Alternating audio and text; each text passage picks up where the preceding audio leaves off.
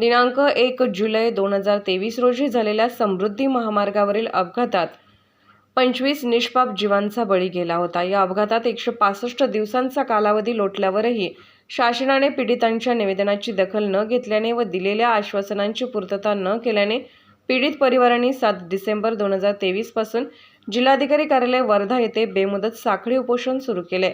या दरम्यान राज्यपाल रमेश बैस, विधानसभा विरोधी पक्षनेते विजय वडेट्टीवार, मंत्री सुधीर मुनगंटीवार, विधान परिषद विरोधी पक्षनेते अंबादासजी दानवे, राष्ट्रवादी नेते रोहित पवार, खासदार रामदास तडस, माजी आमदार अमर काळे, वाशिम जिल्हा आमदार लखन मलिक इत्यादी अनेक नेत्यांच्या पीडितांच्या वतीने निवेदन देण्यात आले आहे।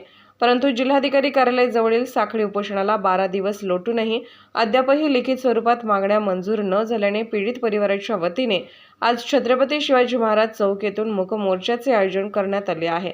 सदर मोर्चा पूर्णपणे निपक्षीय असून पुनश्च अशा घटनेची पुनरावृत्ती होऊ नये अपघातातील मृतकांच्या कुटुंबियांनी प्रतिक्रिया व्यक्त करताना म्हटले आहे। आम्ही 7 डिसेंबर 2023 ला याला उपोषणाला बसलो, साखळी उपोषणाला सगळ्यांना निवेदन दिले, सगळ्यांना हे दिले, तरी पण आमच्या मागण्या अजून मंजूर नाही झाल्या। आम्हाला मेन आहे की ड्रायव्हर अजून जामीनवर सुटला आहे, त्याच्यावर ऍक्शन नाही झाली, गाडीचं लायसन अजून रद्द झालं नाही आहे, आम्हाला SIT टीम गठीत करून पाहिजे ते झालं नाही आहे। माननीय फडणवीस साहेबांनी जे सांगितलं होतं 25 लाख रुपये देऊ बा, ते पण अजून त्याच्यावर पण काहीच अजून झालं नाही आहे।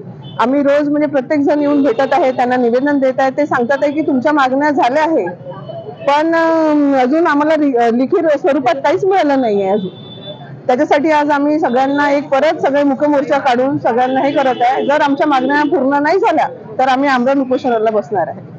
त्याच्यासाठीच आम्ही हे जे करत आहे, आम्ही आमचे मुलं तर गमावले आहे, पण बाकीच्यांवर अशी वेळ नाही यायला पाहिजे, परत असं नको म्हणून आम्ही हे सगळं करतो आहे।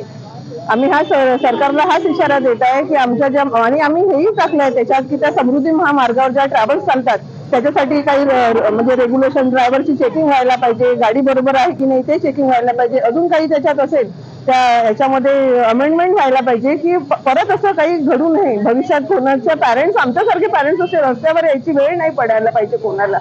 आज आम्ही एवढे आमचे म्हणजे कमवणारे मुलं, आमचे एवढे सोन्यासारखे पोरं गमावले आहे आज आम्ही। त्याच्यासाठी आम्ही आमचं दुःख बाजूला ठेवून आज आम्ही रस्त्यावर आलो आहे की आम्हाला न्याय द्या आणि परत अशी परिस्थिती कोणत्या कुटुंबावर येऊ नये म्हणून आम्ही हे सगळं करतोय।